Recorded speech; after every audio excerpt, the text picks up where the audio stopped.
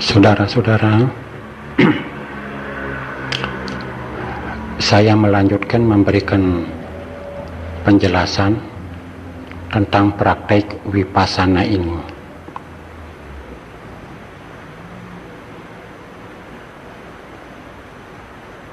Pada sore ini, saya memberikan penjelasan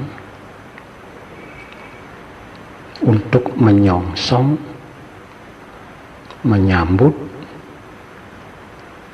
nyana-nyana kelima, keenam, dan ketujuh.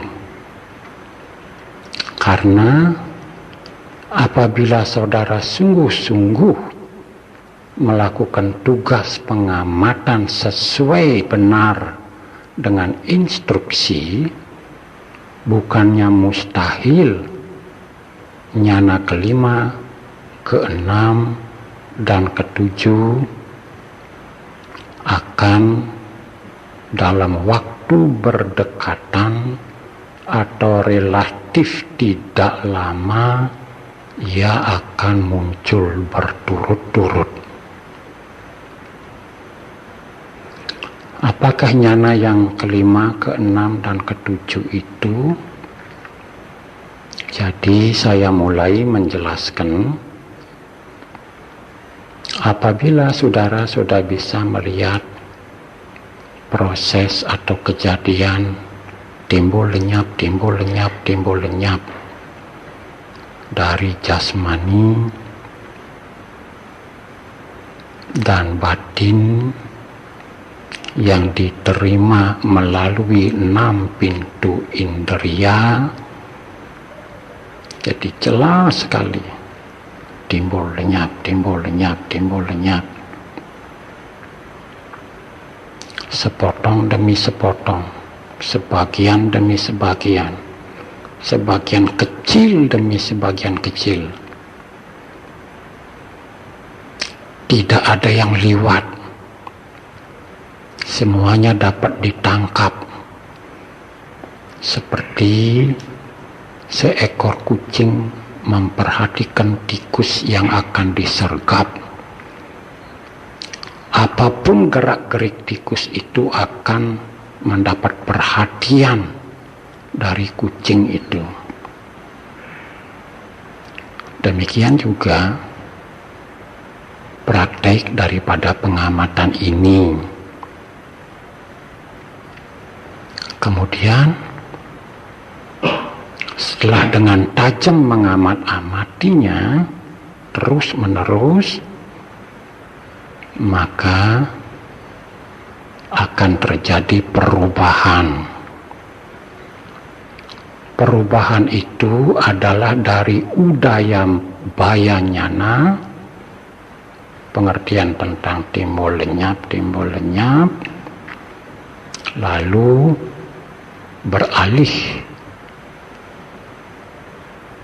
mencapai bangga nyana, yaitu nyana yang kelima, atau juga dapat disebut bangka nyana, yang berarti bahwa melihat leburnya proses itu sangat jelas. Kalau udaya bayanyana itu melihat timbul dan lenyapnya sangat jelas, tetapi bangga nyana ini melihat hanya leburnya saja, hanya berhentinya saja, hanya selesainya proses lebih jelas.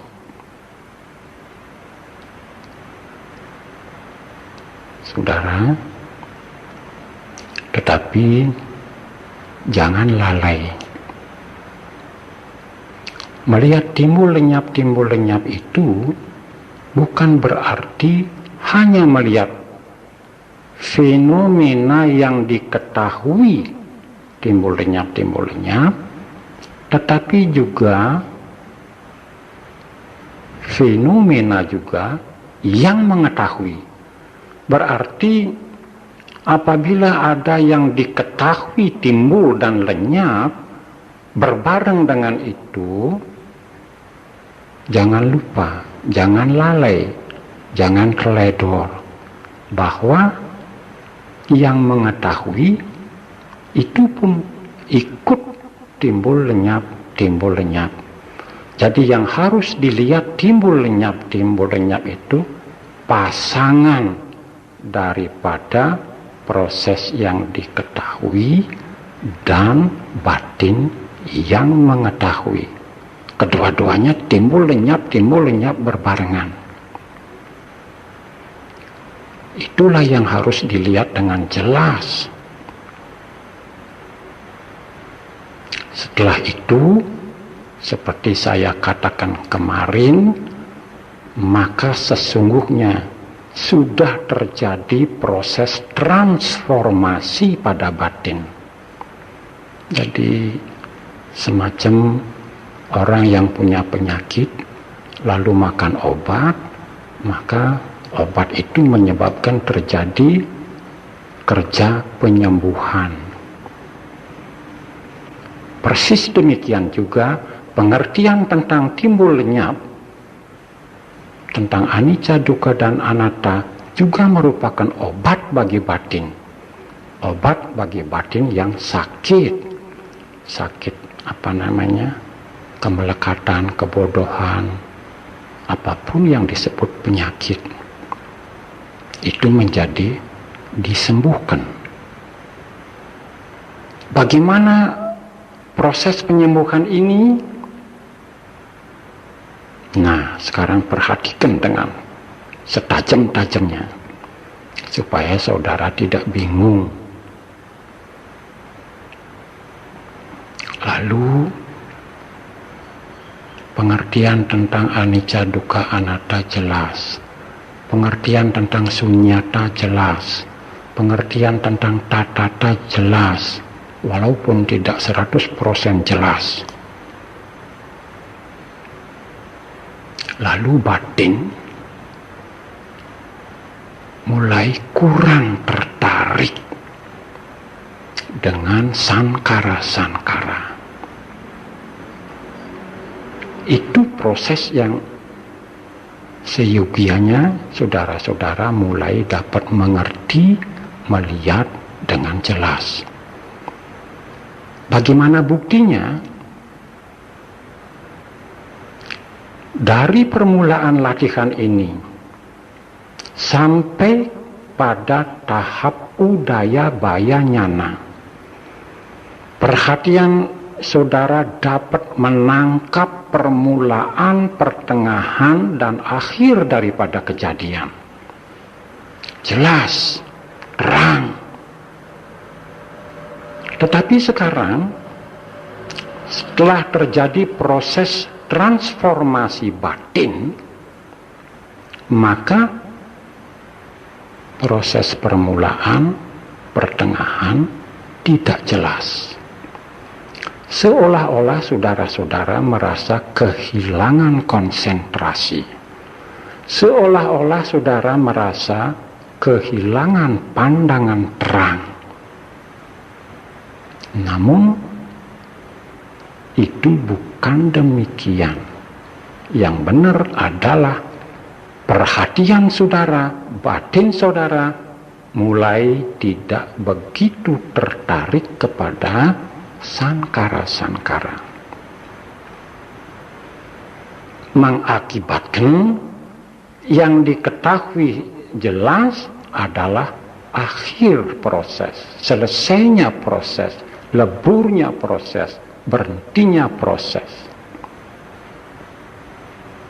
Oleh karena berhentinya, leburnya, berakhirnya, selesainya, tamatnya itu cenderung lebih jelas, maka dinamakanlah secara teknis pengertian ini atau nyana ini sebagai bangka nyana atau anicata, lebur, tamat, selesai, berhenti. Hal ini diumpamakan seperti saudara-saudara melihat pada waktu hujan lebat, lalu melihat ke kolam. Air dari langit, dari udara berjatuhan, silih berganti. Saudara-saudara melihat gelembung-gelembung air timbul ketika tetesan air hujan itu jatuh pada kolam. Begitu dia menggelembung, kemudian pecah lenyap. Apabila itu terjadi cepat, maka saudara akan melihat pecahnya gelembung-gelembung itu dengan terang dan jelas. Itu hanya perumpamaan. Jadi barangkali ya itu hanya salah satu contoh. Kemudian contoh yang lain diumpamakan seperti kalau seorang ibu rumah tangga mungkin menggoreng biji jagung.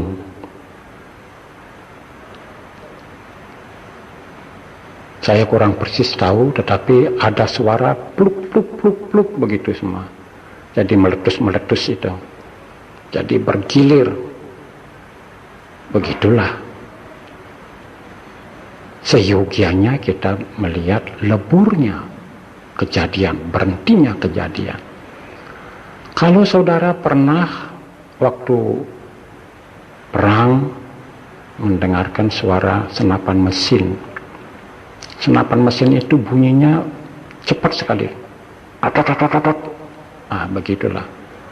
Jadi proses jasmani dan proses batin lebur sangat cepat dan leburnya itu sangat berdekatan. Cepat, berdekatan sekali. Tetapi jelas. Kalau saudara naik mobil yang cepat di jalan raya yang banyak toko-toko atau pohon-pohon atau apa saja, semuanya dilihat jelas, liwat.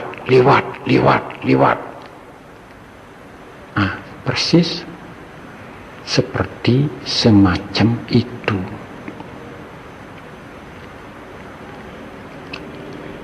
Lalu saudara-saudara,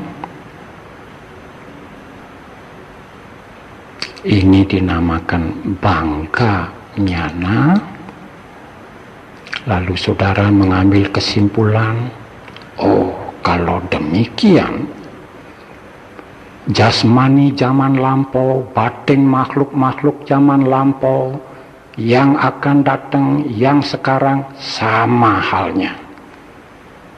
Ya cuma lebur,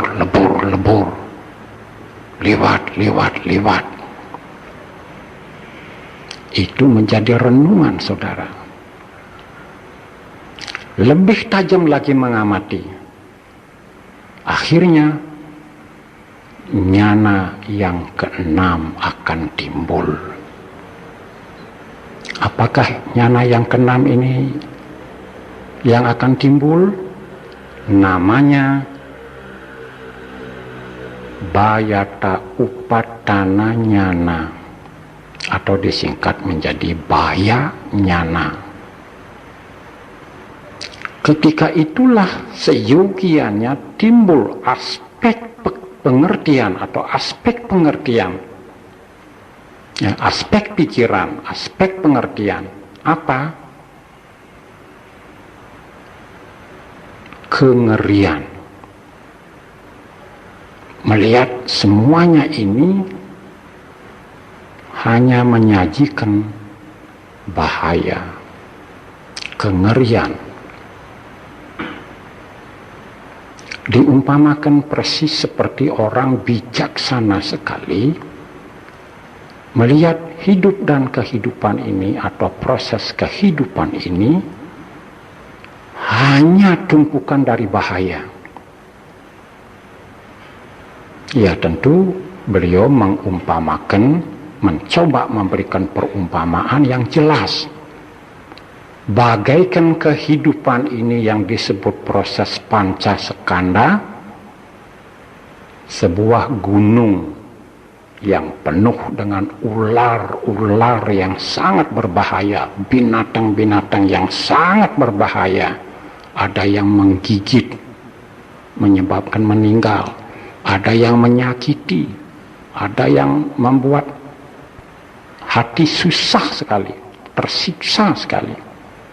Begitulah dilihat proses hidup dan kehidupan ini, yaitu jasmani, perasaan, pencerapan, pikiran, dan kesadaran itu penuh bahaya, penuh risiko.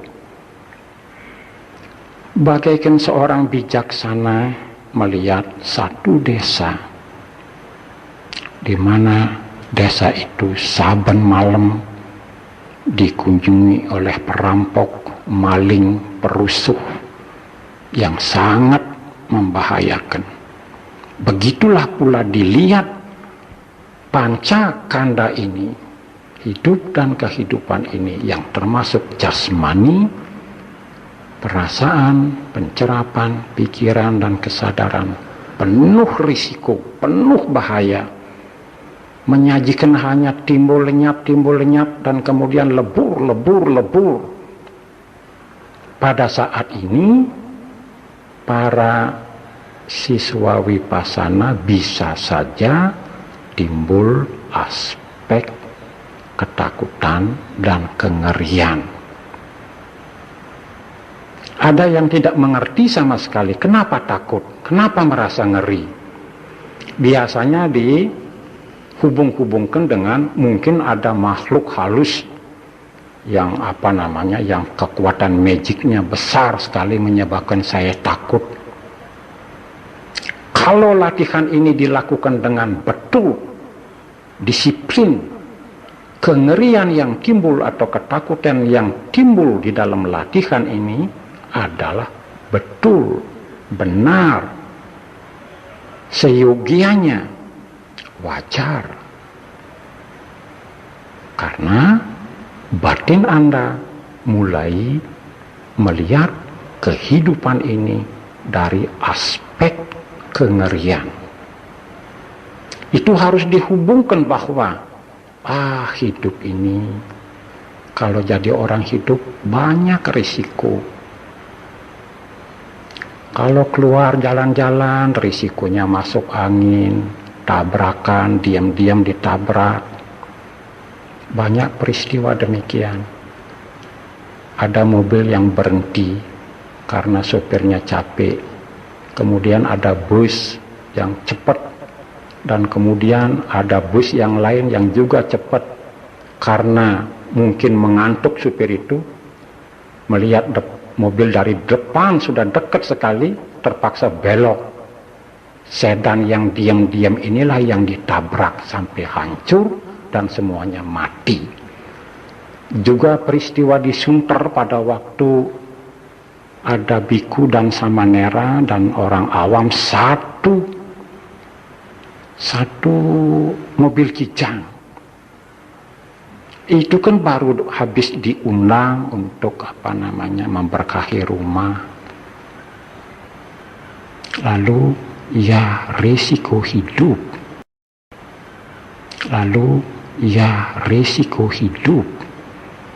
Lalu ada truk yang menabrak. Truk itu mau melewati truk yang di depan. Setelah melihat mobil di depan tidak bisa mengendalikan lagi. Mobil yang yang membawa samanera dan biku itu berusaha untuk menghindar, juga tidak bisa, tabrakan. Begitulah biku dari Sri Lanka itu ikut meninggal dunia. Begitulah risiko dari kehidupan ini. Belum lagi akibat dari karma, belum lagi akibat dari dari wipaka atau dari kekotoran pikiran, dari kesalahan dan sebagainya. Sungguh mengerikan sekali kalau kita memang sudah bijaksana merenungkan. Oleh karena itulah kehidupan ini sebagai apapun ditakuti, dianggap ngeri oleh para bijaksana. Tapi kalau kita jadi anak-anak, di jalan raya pun mobil banyak, berani bermain-main karena kita tidak tahu bahayanya. Kenapa? Karena kita kanak-kanak, asik bermain, bercanda, karena kita tidak tahu bahaya. Tetapi orang dewasa tahu bahayanya, dia takut bermain-main di jalan raya. Demikian juga orang yang sudah dewasa batinnya, semestinya dia berusaha keras untuk mencapai kebebasan, untuk tidak lagi menanggung risiko lahir, apakah sebagai manusia, apalagi sebagai makhluk neraka, bahkan lahir di alam surga itu pun dianggap duka. Demikianlah kalau menurut ajaran Wipasana yang sebenarnya. Jadi walaupun kita masih jauh sekali daripada yang sebenarnya itu, namun kita harus mengerti, mengetahui. Itulah maknanya daripada latihan ini. Jadi kalau ada yang timbul aspek rasa ngerinya terhadap kehidupan ini, diumpamakan seperti seorang raja. Kemudian raja itu dapat laporan dari tentu petugas, "Duhai sang raja, musuh datang dari jurusan timur, jurusan barat, jurusan utara, dan jurusan selatan. Mereka mengepung kita. Mereka sudah berada dekat sekali, kira-kira 5 kilo dari kota ini." Apakah tidak wajar raja dan penduduk di kota itu merasa ngeri? Wajar. Andai kata ada laporan kepada seorang raja bahwa ada api bergerak, jadi ada kebakaran besar dan api bergerak dari timur, dari barat, dari utara, dari selatan, apakah tidak sewajarnya penduduk itu merasa ngeri? Wajar. Apabila lagi dikatakan ombak naik tinggi sekali, apakah tidak wajar orang itu lari tunggang langgang? Demikian juga kalau gempa bumi, apakah tidak wajar orang itu lari tunggang langgang? Demikian juga kalau diberitakan ada gunung yang bergerak, ini perumpamaan kuno sekali. Seorang raja dapat laporan, "Tuanku raja, gunung dari jurusan timur, barat, utara, dan selatan bergerak menuju ke kota." Begitulah aspek kengerian. Jadi ini harus dikembangkan. Maka oleh karena itulah saudara-saudara diharuskan dengan teliti sekali mengembangkan tiap-tiap nyana ini. Satu nyana datang muncul, biasanya lemah, kemudian makin kuat, makin berkembang, akhirnya matang, masak. Kemudian muncul nyana berikutnya, lemah, kemudian makin terang, makin sentosa, makin matang. Hanya dengan demikian, maka saudara-saudara tidaklah sia-sia melakukan latihan Wipasana ini. Maka oleh karena itu saya peringatkan, disiplin latihan ini harus dipegang sekali. Jangan nanti karena capek, karena sudah bosan, karena sudah jemu, Umpamanya Yonggris tengok Tirta, apa keadaannya di kamar lain itu. Ngomong, umpama begitu. Lebih-lebih yang duduk, yang diam atau tinggal satu kamar 2 orang. Itulah makanya belum memenuhi syarat yang sebenarnya tempat ini. Mestinya satu kamar 1 orang. Kalau satu kamar 2 orang, nah mulailah saling memperhatikan. Kalau yang lain mengigau waktu tidur, yang satu lainnya bangun. Kenapa? Apa yang terjadi? Kalau yang satu menangis atau sedih, tentu yang lain itu ikut memperhatikan. Kalau yang satu lainnya lagi itu jalannya goyang-goyang, yang lainnya itu pasti memperhatikan ada apa. Maka oleh karena itu, saya harus menyampaikan pula, yang paling baik satu kamar 1 orang, tetapi kamarnya tidak cukup. Sedangkan yang ingin latihan cukup banyak, itu masalahnya. Saudara-saudara, saya maksudkan disiplin melaksanakan instruksi latihan ini perlu sekali dijunjung tinggi demi untuk keberhasilan dalam latihan ini. Kemudian saudara-saudara, saya menjanjikan bagaimana petunjuk untuk mengetahui munculnya nyana yang ke-7. Nyana yang ke-7 ini disebut Adinawa Nyana. Adinawa Nyana ini adalah aspek batin, aspek pengertian tentang kesedihan. Jadi ia muncul secara spontan, secara wajar, aspek kesedihan ini.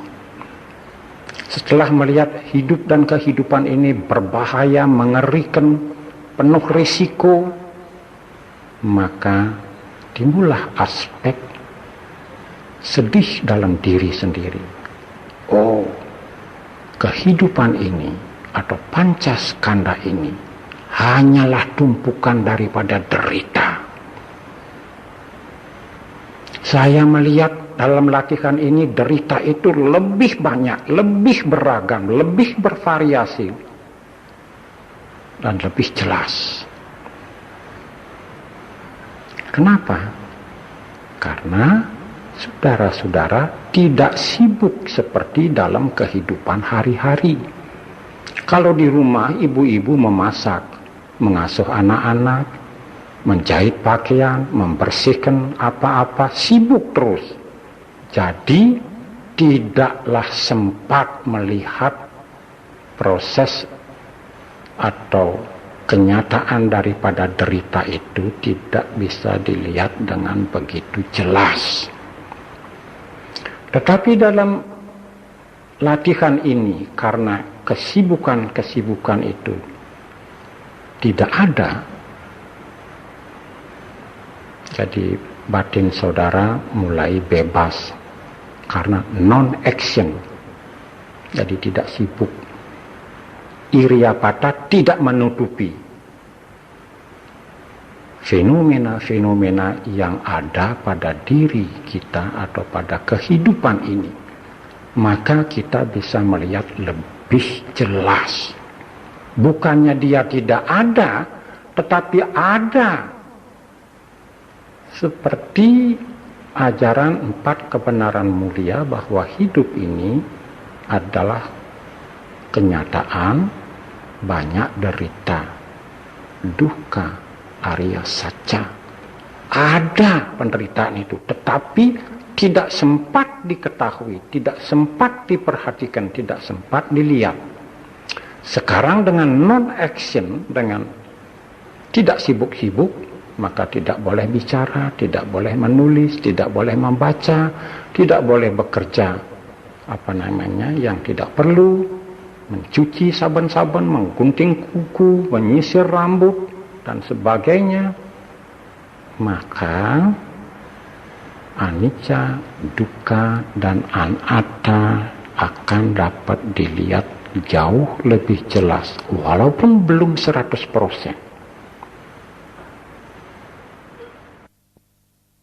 Aspek rasa derita ini lebih jelas nampak yang dinamakan adinawa nyana. Jadi proses itulah yang betul. Jadi kita dalam latihan ini tidak terikat sama sekali untuk mendapat ketenangan, kedamaian dan kebahagiaan, tetapi justru proses nyana-nyana ini yang setahap demi setahap meningkat itulah harus dialami. Ya, sama halnya seperti orang membuat minyak dari kelapa. Jadi harus sabar menunggu, sekarang baru diparut, sekarang baru campur air, lalu diulet-ulet. Baru jadi santan, kemudian dipanasi, harus sabar sekali menunggu, kemudian baru kotor-kotorannya keluar, belum jadi minyak, persis begitu. Saudara sekarang menunggu aspek kengerian, aspek kesedihan. Setelah udayabaya nyana dan bangka nyana ini dilihat dengan jelas sekali. Sampai-sampai saudara tidak tahan dengan derita itu. Semuanya sakit, semuanya ringsek, tidak puas, tidak senang, mau pulang, malu. Tinggal di sini tidak tertahankan. Wah, itu namanya makan buah si malakama. Kemana? Tidak bisa. Saudara harus menyambut aspek kengerian dan ketakutan dan kesedihan ini dengan penuh pengertian. Saya mengerti bahwa inilah yang saya harus lihat lebih jelas. Saya sekarang melihat lebih jelas aspek ketakutan, kengerian, kesedihan itu lebih jelas. Syukur sekali. Walaupun tak tertahankan, saya akan pikul dengan penuh kesabaran.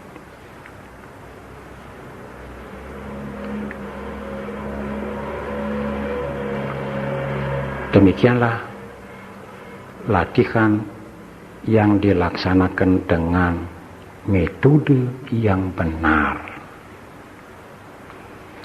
Kalau saudara masih sulit sekali untuk melihat, mengetahui munculnya aspek ketakutan, aspek kengerian, dan aspek kesedihan terhadap hidup dan kehidupan ini yang penuh risiko, penuh bahaya,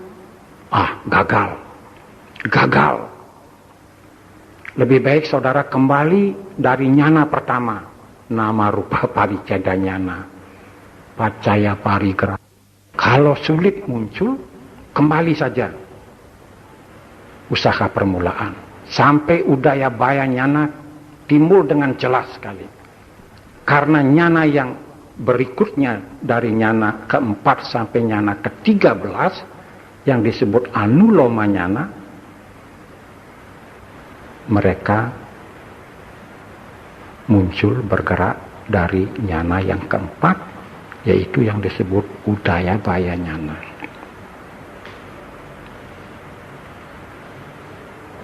Sebagai apa yang dinamakan tingkat pembersihan Patipada nyana dasana wisudi.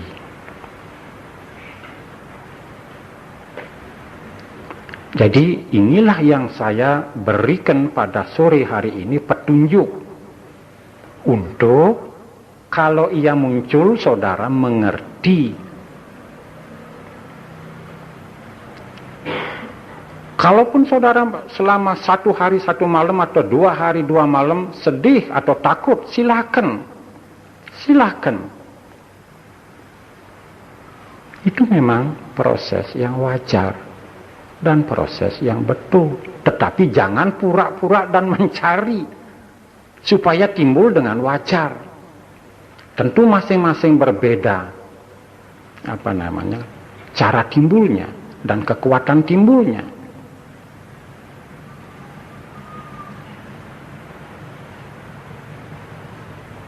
Nah, demikianlah. Jadi nyana kelima, nyana keenam, nyana ketujuh telah saya berikan penjelasan untuk berjaga-jaga, bersiap-siap kalau timbul. Tetapi jangan menghayal sudah timbul. Itu saja ingat. Supaya dia timbul secara spontan.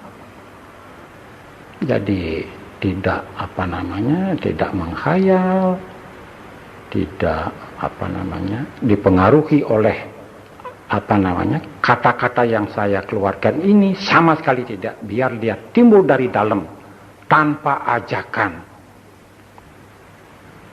Begitulah saudara-saudara. Saya harap saudara tahan, sabar, dan setelah nyana ke-7 akan muncul nyana ke-8, ke-9, dan ke-10 yang saya akan jelaskan 2 hari lagi sorenya. Karena kenapa demikian? Karena saya memberikan kesempatan untuk mematangkan, mencapai 3 nyana ini, 5, 6, 7. Jadi aspek leburnya segala sesuatu, aspek batin yang timbul rasa ngeri, melihat penuh bahaya hidup dan kehidupan ini, kemudian aspek sedih yang disebut adina wanyana, hanya derita, sakit, susah, terang sekali. Ada yang bertanya?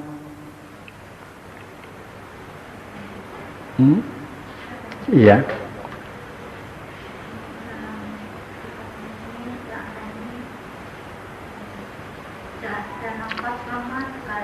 Begini, saya telinga saya ini sudah tuli ya. Coba agak keras sedikit. Saya rasakan tidak ada nafas lama sekali. Kemudian saya pikir ini sunyata, gitu. Tapi kalau sunyata kenapa jangan perasaan masih ada, telinga masih bisa mendengar, tapi rasakan nggak ada nafas lama sekali. Ya. Mungkin nafas itu halus sekali,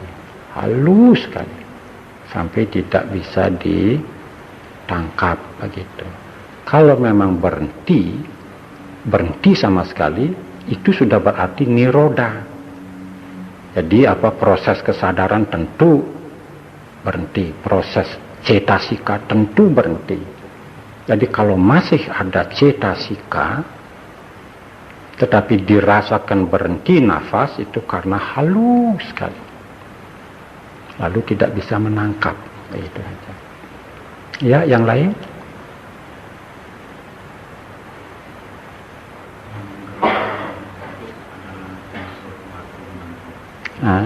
Pada tumbuhan sebagai makhluk hidup yang tidak termasuk 3 atau 6 mempunyai kesadaran, dan bagaimana proses kehidupan yang dialami pada tumbuhan yang tidak termasuk 3. Itu kan bukan bidang kita di sini dong. Tentang tumbuh-tumbuhan. Iya.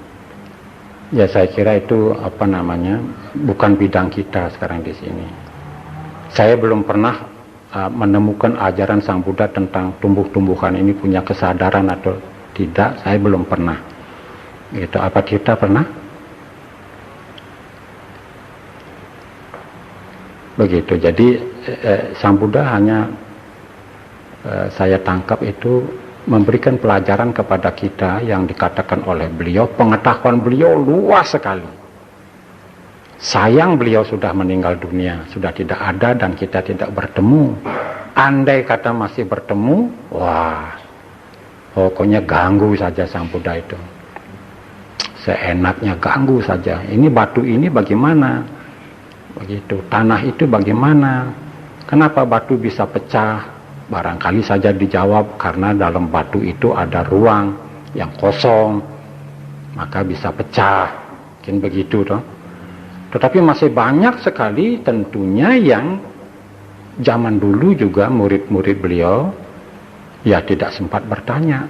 Padahal katanya pengetahuan beliau luar biasa. Tetapi yang diberikan kepada kita adalah tentang derita ini. Sebab derita. Dan derita itu bisa dihapus dan dihentikan.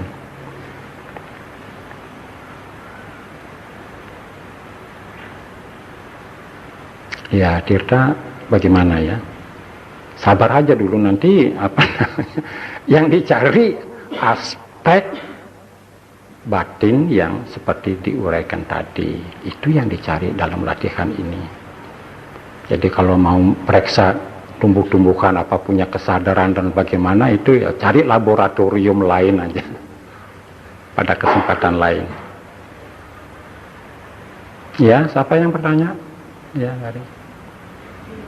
Menurut uraian Iya. jadi sebenarnya nanti kami dalam penanya Keras sedikit ya, agak jauh. Dharma ini basis Iya. harus kita belajar pandai, tapi sepertinya untuk mundur belakang. Jadi maksudnya supaya kamu tuh kembali seperti kayak bayi lagi begitu kan. Jadi itu wajah skanda apa semua. Kalau bayi kan nanti dia itu akan besar secara alam. Iya. Alam. Nanti setelah dewasa, setelah matang, baru setelah wajah skanda itu berguna, mulai ada berkarya. Jadi berarti kita itu harus balik lagi baca seperti bayi lagi baca itu. Tidak, ya. Kita akan maju terus. Pada satu saat kita mencapai arahat. Itulah mencapai puncak-puncak kesempurnaan tujuan daripada kehidupan. Bukannya mundur. Seorang arahat lalu berbuat apa saja itu tidaklah punya akibat, karena ibaratnya sudah seperti biji kacang yang digoreng itu sudah matang, dia tidak bisa tumbuh lagi begitu. Maka bukan karma dinamakan, kita sudah tahu itu kiriya. Jadi beliau berbuat, berbicara, senyum dan sebagainya, tetapi tidak mempunyai kekuatan seperti karma. Maka apapun yang diperbuat oleh arahat itu bukan karma namanya, tetapi kiriya. Jadi bukan mundur.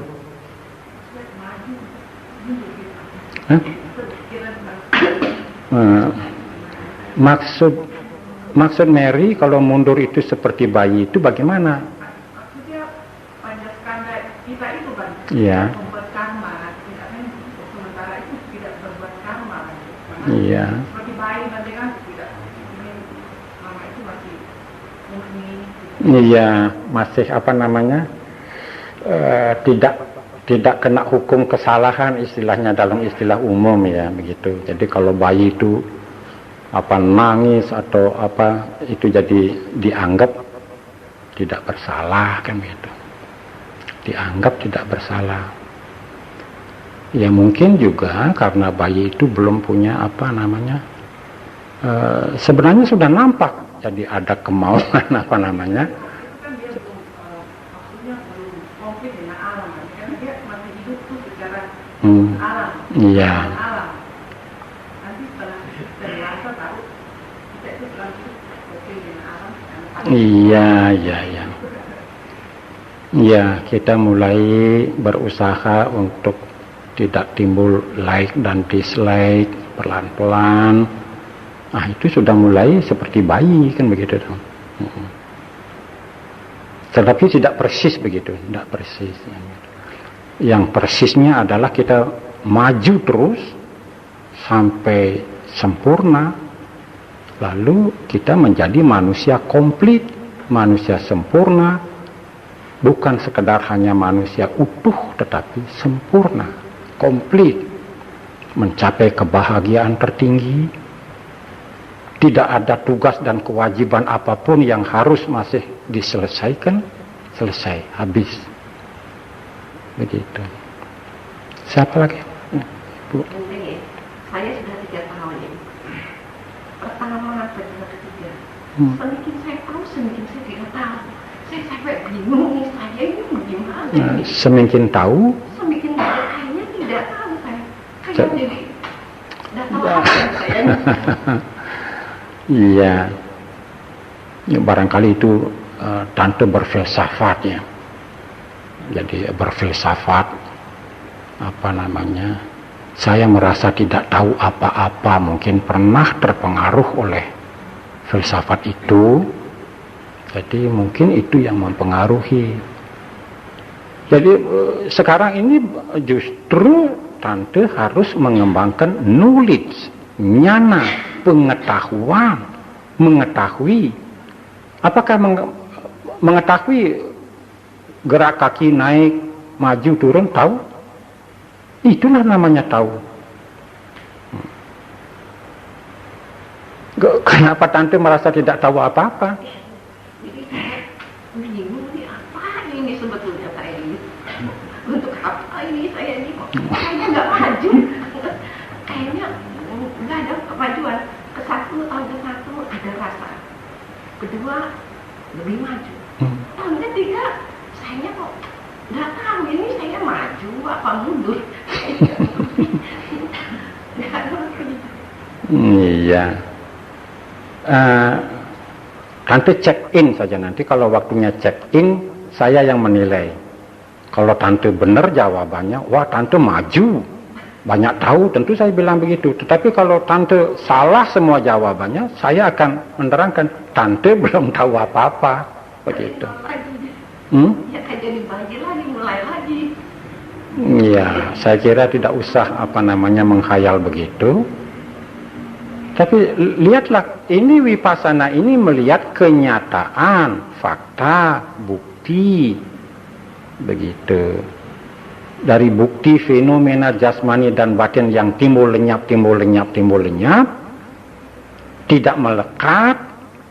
Nanti kekuatan tidak melekat itu akan bekerja sebagai obat, lalu akan melihat aspek dari melihat dharma dari 2 aspek, begitu. Melihat dharma dari 2 aspek. Aspek yang pertama yaitu yang timbul lenyap, aspek yang kedua yang tidak berubah, begitu. Itu jalannya yang benar. Baru kita dinamakan punya mata dharma atau dhamma caksu, karena melihat dharma itu dari 2 aspek, begitu. Itu Subasini tadinya kan mau menjurus ke sana, mau melihat dharma dari 2 aspek. Jadi timbul lenyap mungkin sudah jelas. Sekarang nafasnya dirasakan berhenti, tetapi bentuk-bentuk pikirannya masih, itu belum. Jadi supaya bentuk-bentuk pikiran berhenti, semuanya berhenti, sulit sekali. Dan sekarang memang belum waktunya saya menjelaskan tentang itu, begitu. Ya, siapa lagi? Ya. Ya, siapa yang lebih dulu? Silakan. Apakah dalam hati ini ada pengaruh dalam tidur mimpi itu? Ada pengaruh ya? Tidur mimpi gitu. Iya. Pengaruh apa maksudnya? Mulanya waktu ini keadaan saya, waktu kemarin itu rasanya tuh jarang tidak ada mimpi. Iya. Pokoknya waktu kemarin justru di sini itu tidak pernah yang tidak dipikirkan. Justru malah dia tuh datang terus yang seperti yang lalu-lalu yang tidak tahu berarti yang gimana-gimana. Iya. Apakah ada hubungannya? Iya. Mungkin saja itu rekaman-rekaman yang pernah dialami sekarang muncul, itu bisa saja. Atau bisa saja karena apa? Susah tidur, karena perut atau dan sebagainya, kan begitu dijelaskan. Iya, begini aja. Sekarang kalau mimpi itu mimpi yang mengganggu sekali umpamanya. Ya, saya tidak perlu ceritakan itu ya.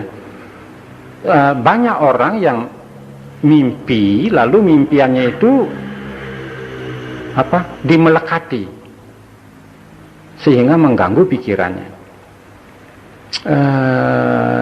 Kalau tidak salah ya, saya masih ingat sekali, ada seorang siswa meditasi, sekarang sudah almarhum, orang dari Banjar itu.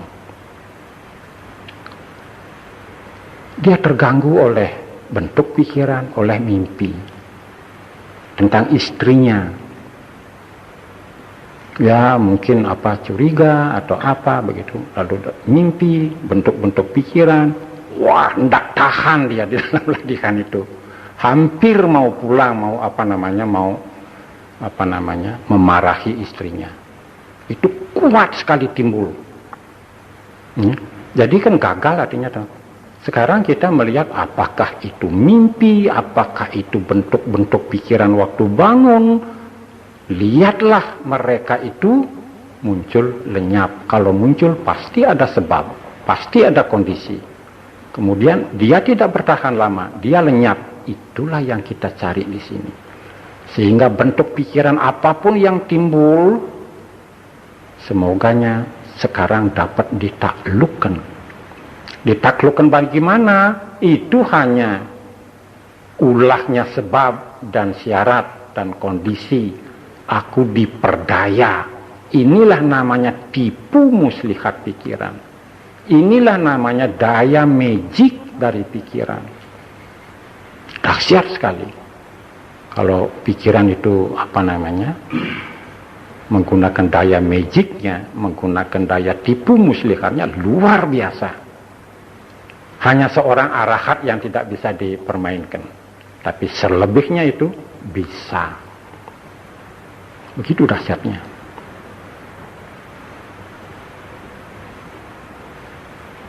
Ya, siapa lagi?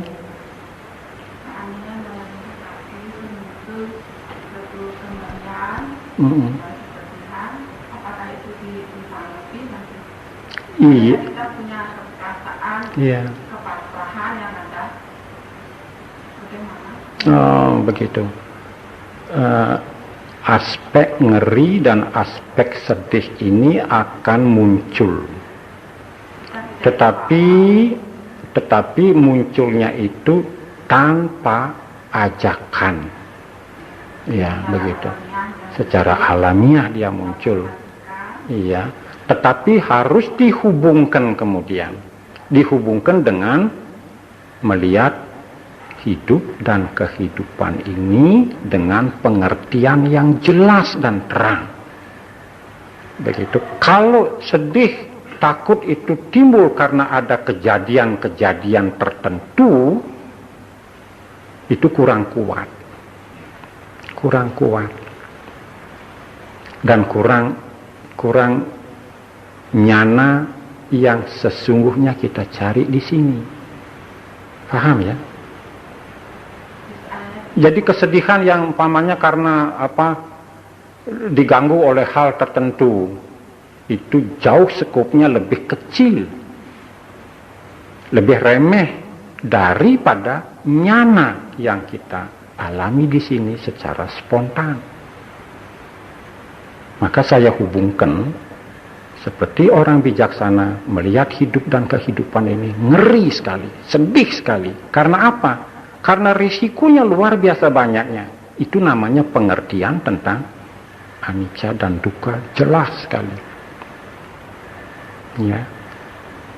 Tapi karena dimaki-maki oleh suami, kalau hanya apa namanya masalah remeh itu belum nyana yang dimaksudkan timbul di dalam latihan ini. Siapa lagi yang bertanya? Ya. Saya minta penjelasan yang saya alami. Waktu dari hari pertama sampai hari ketiga, saya merasa bahwa keadaan pikiran itu begitu kacau nanti. Iya.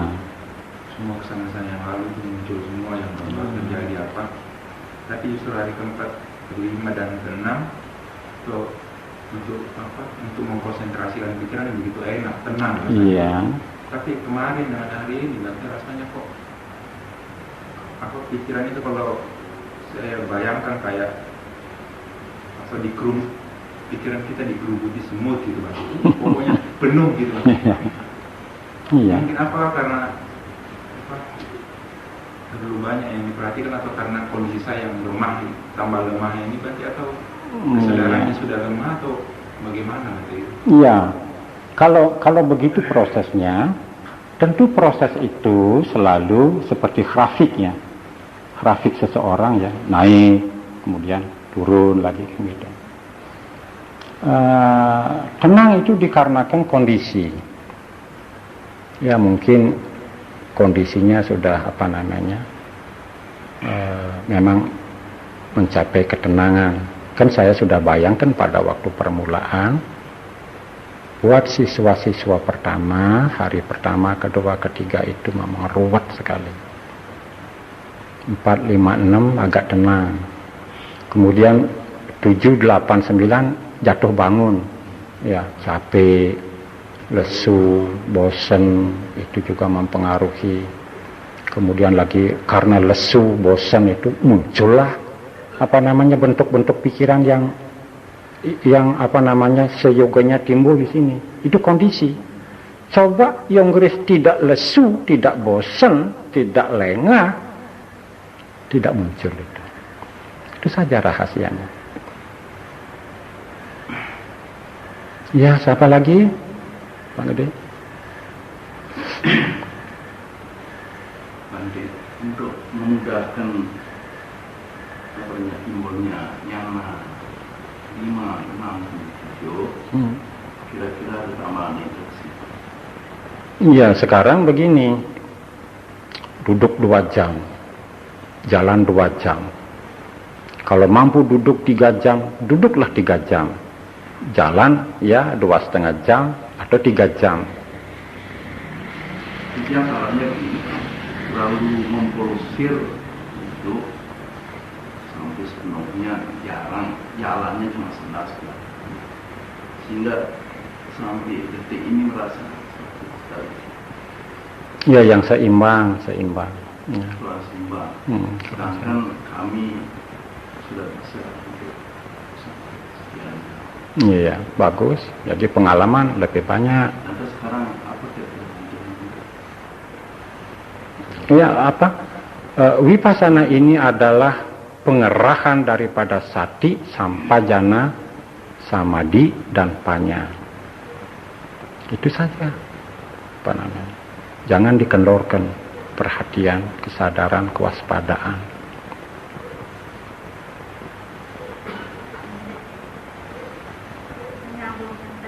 Jadi kalau kita merasa kosong atau kita setengah lalu sekali lalu kita apa sebaiknya? Karena saya pikir kita merasa ini kalau kosong begini pikiran bisa muncul aja mengganggu. Jadi tadi dalam pertemuan memang saya harus ada objek apa atau tidak dekat. Iya. Kembali kepada objek semula, proses yang timbul, lenyap, naik, turun, atau apa saja, kembali di situ. Jadi itu nafas halus sekali, tetapi nyatanya cetasika belum berhenti. Jadi belum. Nah pada saat kosong kan kita tidak merasakan nafas dan bantai. Kita pikirkan kita nafas. Katanya bentuk pikiran jelas. Yang jelas itu diperhatikan. Yang tidak jelas ya. Yang tidak jelas ya tentu tidak berhasil diperhatikan yang jelas sekarang. Beda. Ya, maksudnya Batir, saya pernah juga Napas itu memang kayaknya tidak ada nanti karena pertama kan objeknya di napas. Begitu napasnya hilang, objeknya ditaruh di mana gitu. Objeknya apa yang harus diperhatikan pada saat napas itu? Yang jelas, apa sentuhan jelas? Oh, jadi Iya, tinggalkan objeknya. iya.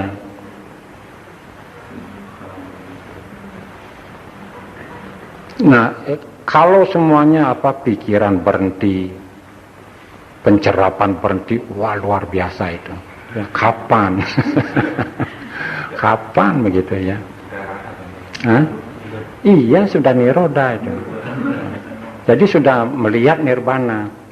Padahal metodenya melihat nirvana sekejap-sekejap dulu. Sedetik, 2 detik, 5 detik itu sudah bagus sekali. Ya, mudah-mudahan tidak ada yang bertanya lagi. Silakan. Sekarang apa namanya? Sengaja saya memberikan petunjuk supaya tidak bingung. Jadi besok saya tidak turun untuk memberikan kesempatan yang lebih luas mengalami nyana keempat, kelima, keenam, dan ketujuh ini yang saya sudah jelaskan. Nanti lagi 2 hari baru saya akan jelaskan nyana yang lebih lanjut. Silakan, selamat berjuang lagi.